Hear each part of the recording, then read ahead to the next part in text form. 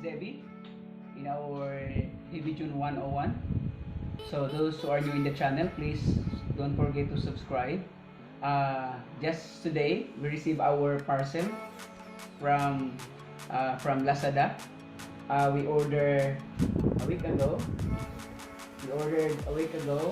About styrofoam cutter. So we have a tutorial about how to cut styrofoam, but usually we use blade cutter, but we look for Lazada for electric cutter. So I see this one in Lazada, so I ordered it a week ago. So this is what it looks like. Sorry, this one, you can see this is our order in Lazada, and this one is here now in my hand. Okay, so we will cut this one, and let's see if this one will work. If this one will work, so it also work with it. So this one, our cutter, electric styrofoam cutter. So let me see. Oh, have one. Hindi siya masyadong straight. Okay, so this is the handle, and this is the cutter. It's about 4 inches, and this is the adapter. Okay, this is the adapter. Oh, look at the car. Look at this one, the packaging. Okay, so this is really cheap. It's about 300 baht. So this is the adapter, and this is the cutter, electric cutter. So let's try if this one is working well, and it helps a lot in our crafts. Okay, let's try. Here my try. So this one is for here.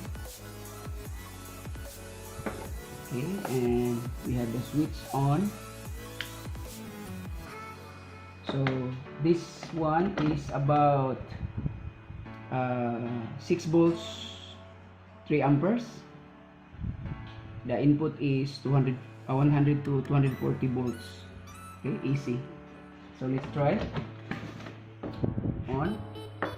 Let's try if can cut styrofoam. It's not. Okay, so we will wait for a while. It's not straight. So if you have problem how to cut styrofoam, this one is, I think it's useful, but I didn't try it. So this is what it looks like when you cut. Okay, so as easy as that.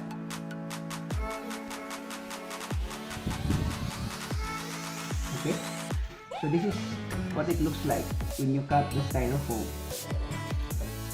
Okay, this one, I think it's better na compared to the cutter. If you have your pattern with you, you can use this one, and you can cut different shapes like that. Okay, this is how it looks like. Okay, that's it. So you can carve the styrofoam whatever you want. You want on this side, so you can do whatever you want in the styrofoam. Carving. You see this one, I think it's better compared to the blade cutter. Sometimes the blade cutter, meron siyang mga styrofoam dust. Mahirap siya linisin. But this one, I think it's better. So you can turn whatever position you want. So that's it. Okay, so it's working. It's nice. Okay, so if you want to order this one, this is electric styrofoam cutter. It ranges about 250 to 300 baht. Okay, I ordered this one during the birthday of Lazada. That's why it's so barato siya. Okay, this one. Okay, so this is our cutter now. It's working, and you can also try this one. If you have problem making props using styrofoam, this one is the best for you. Okay, so here's our unboxing of this product. This time. Okay, see you again. So this is the product review of the styrofoam cutter. So until next time, this is Debbie in Debbie June 101. Don't forget to subscribe our channel. Have a nice day everyone. God bless.